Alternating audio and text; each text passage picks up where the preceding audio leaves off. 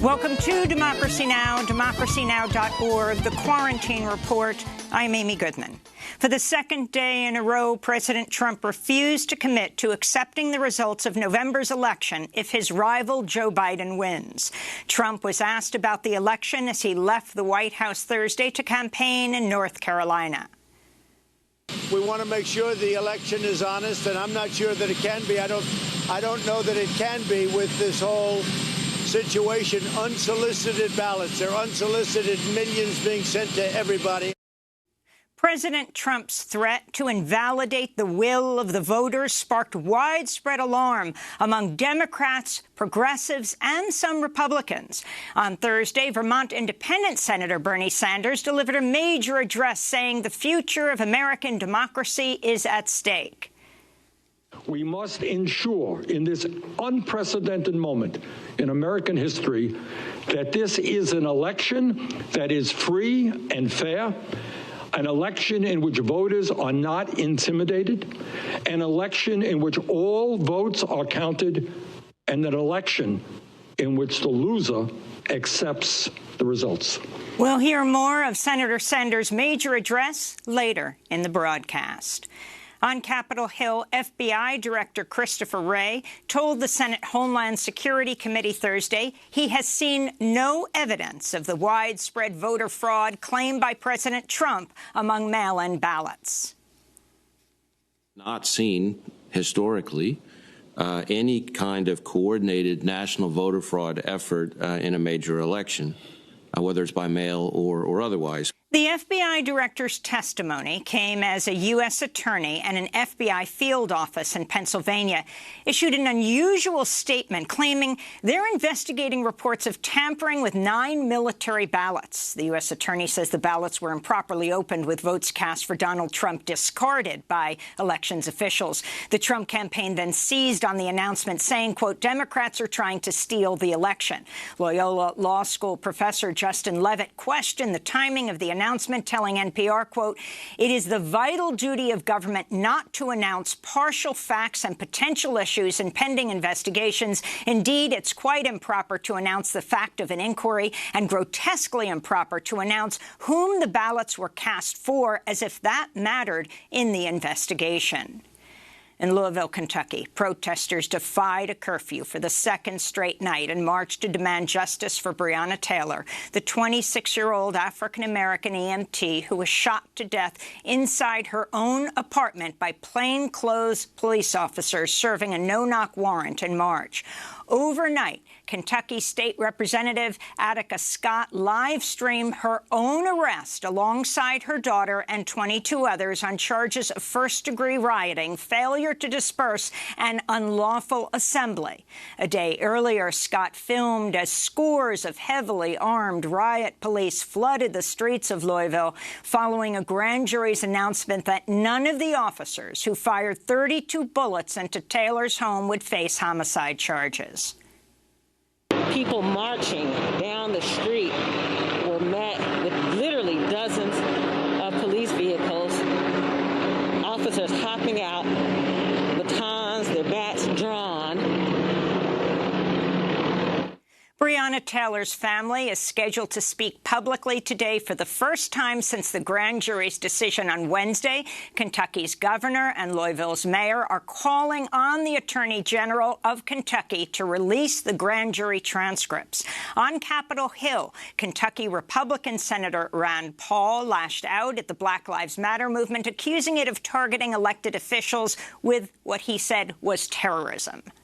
Their goal is terrorism. They're admitting it. If you look at their exchanges online and social media, they are saying their goal is to terrorize public officials and really anybody.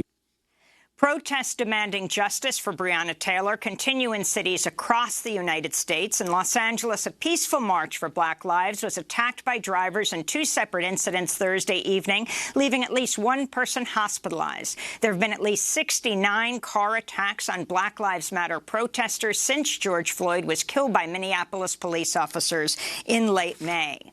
In Tucson, Arizona, the family of 27-year-old Carlos Ingram Lopez who was killed in police custody in April, is demanding charges be brought against officers involved in his death after prosecutors said they would not face an indictment. Ingram Lopez died on April 21st after officers pinned him face down to the ground for 12 minutes at his grandmother's house. In police body cam video, he can be heard asking for water and his grandmother. At one point, he says, "I can't breathe." Coronavirus cases in the United States are rapidly surging in at least 22 states. The biggest increases have been seen across the Midwest and West, including Texas, Arizona, and Minnesota. On Thursday, President Trump rallied an estimated 15,000 of his followers at a massive campaign event in Jacksonville, Florida, with no social distancing and few people wearing masks. In Virginia, public health officials are demanding the cancellation of Trump's planned Friday evening rally at the Newport News Williamsburg International Airport, warning of a severe public health threat if the rally is allowed to proceed. An executive order by Virginia Governor Ralph Northam bans gatherings of more than 250 people.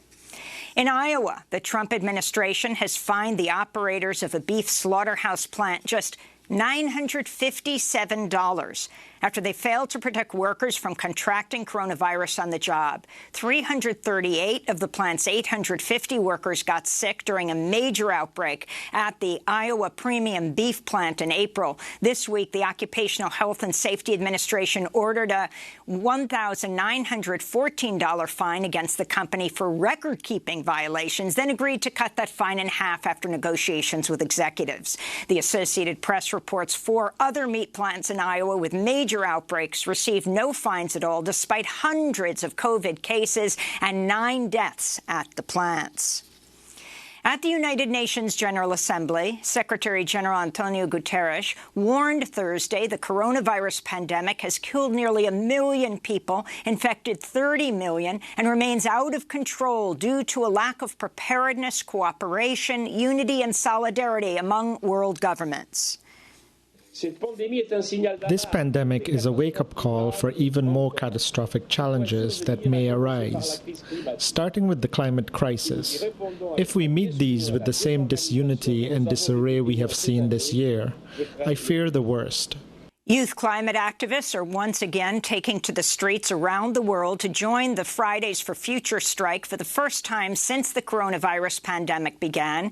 Student-led actions are taking place in South Korea, the Philippines, Germany, Sweden, and in over 3,000 places around the globe. Swedish youth climate activist Greta Thunberg tweeted, "We will be back next week, next month, and next year for as long as it takes," she said.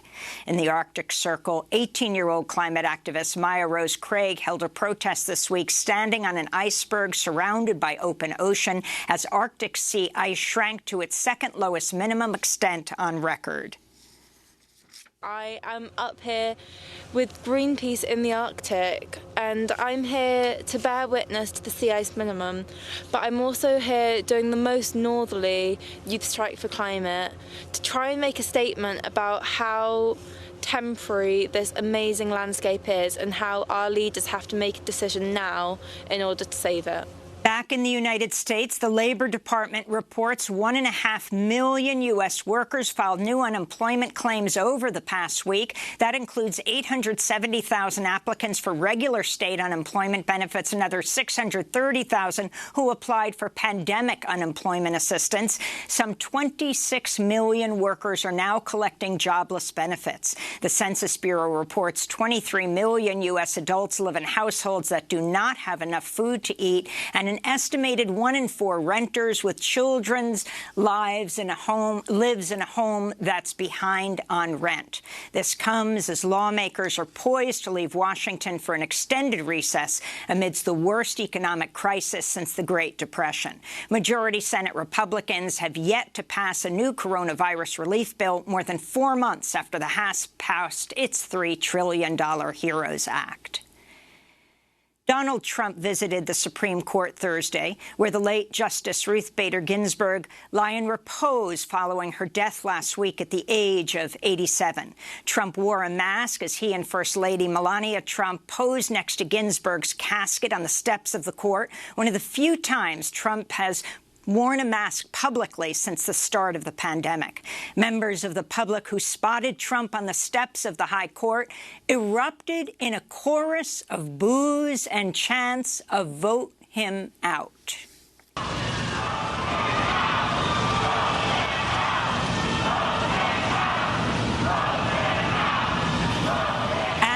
As the protests grew louder, Trump walked back inside the Supreme Court. The protesters then switched their chant to honor her wish. Ginsburg's final statement, dictated to her granddaughter days before her death, read, quote, "My most fervent wish is that I will not be replaced until a new president is installed," she reportedly said. Trump has said he'll name his new nominee to replace Justice Ginsburg on Saturday. Republican senators have pledged to rush confirmation proceedings for Trump's pick ahead of Election Day. Today, Ruth Bader Ginsburg's body will lie in state at the U.S. Capitol, becoming the first woman and the first Jewish person to receive the honor. In immigration news, BuzzFeed reports the House Oversight Committee has found prisoners who've died in the custody of Immigration and Customs Enforcement experienced medical neglect and says ICE prison staff falsified records to cover up problems inside the jails. The report published Thursday details deaths of immigrant prisoners that could have been preventable, including failing to transfer people to the ER or placing prisoners who are sick in solitary confinement with scarce monitoring. This comes as a separate congressional report issued earlier this week found prisoners in the custody of ICE systematically receive inadequate medical, dental, and mental health care and face solitary confinement as a punishment for speaking out.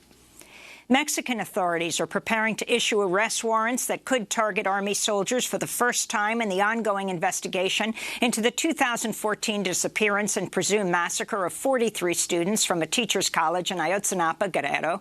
Reuters reports new warrants are also being issued for local, state, and federal police. This week, President Andrés Manuel López Obrador said he'll confirm new information on the case over the weekend on the 6th anniversary of the students' abduction. And in Brazil, Volkswagen has agreed to pay $6.4 million to former employees who were arrested and tortured after the car company reported them as subversives during Brazil's military dictatorship of the 60s, 70s, and 80s. In a settlement with Brazilian prosecutors, Volkswagen admitted it targeted union activists at its massive auto plant near Sao Paulo, where bosses spied on workers and reported outlawed newspapers and flyers to police. This is former VW employee Expedito Batista. Volkswagen chased after the workers. They incarcerated us inside the factory. Workers were handed over to the Department of Political and Social Order, which was the political authority at the time. Volkswagen's conduct at the time was willful. This settlement does not completely satisfy us. We deserve more, given our rights. But this is better than nothing. The settlement will compensate victims who were arrested, beaten, fired from their jobs, and then blacklisted, left unable to find employment for years. Brazil's far-right president, former Army Captain Jair Bolsonaro, has praised Brazil's military dictatorship and has called for the restoration of many of its policies. And those are some of the headlines. This is Democracy Now!, democracynow.org, The Quarantine Report. I'm Amy Goodman. When we come back, we look at President Trump's statement saying he refuses to commit to accepting the results of the upcoming election if his rival Joe Biden wins. Stay with us.